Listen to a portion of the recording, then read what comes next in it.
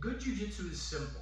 All jiu-jitsu should be about inevitable positional control that leads to inevitable submission. And so the more complexity you build into your jiu-jitsu, the more chances of failure there are. The classic jiu-jitsu attack is a two-door attack, where you give him one choice. If he makes that choice, cool, we have something waiting for him. If he makes the other choice, that leads to something else. And this is something we're going to show in this choke from technical mount, which is a very high percentage choke at all levels. So Ilias is on his back.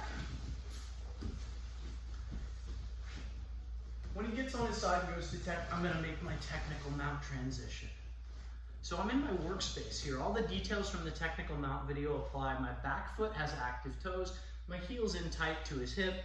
My shoulder is behind, my chest is behind his shoulder, and I have this underhook. So one of the things that we're going to do here is we're going to do a really high percentage choke.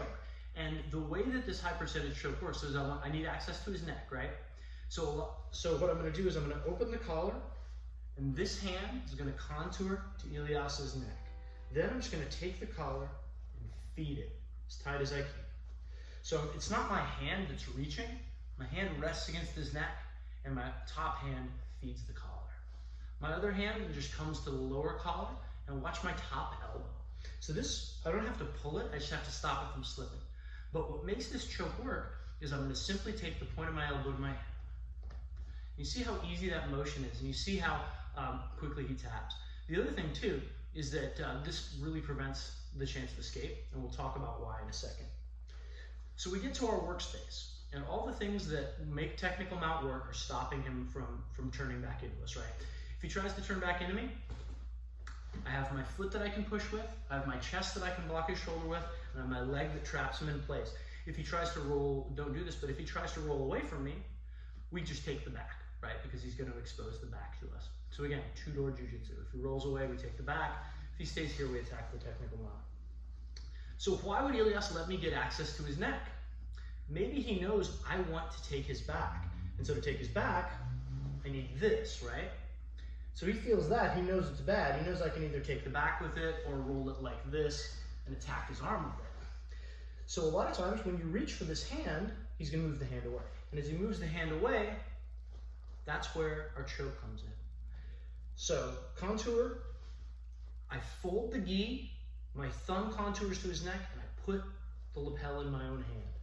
Then I grab the bottom lapel just to keep it from slipping. I'm pulling it basically toward his hip bone. And now all I do is try to put my right, that's my left, but my left elbow onto my hip bone. If my elbow makes it to the hip bone and he's still not tapping, all I do is I dip my pinky like this.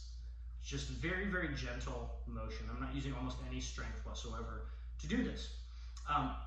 One more detail that I want to talk about in terms of how to finish this move is a lot of people make a really common and understandable mistake here, and I'm going to make this mistake. So I get my grip, right? Once you get this grip, he's in big trouble.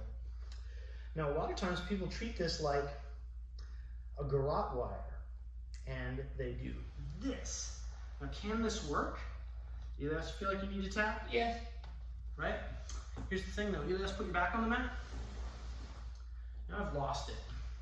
The mistake that people make here is they go straight up. And what that does is it separates my chest from his shoulder, which means he can turn his back to the mat. Now, not the end of the world, right? We just go right back to the mounted position.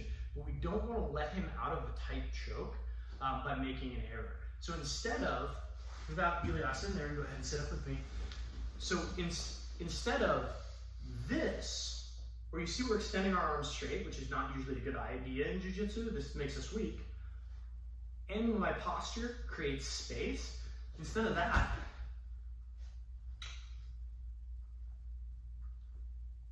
no chance of escape, very high percentage choke. This is the sliding collar choke from technical mount.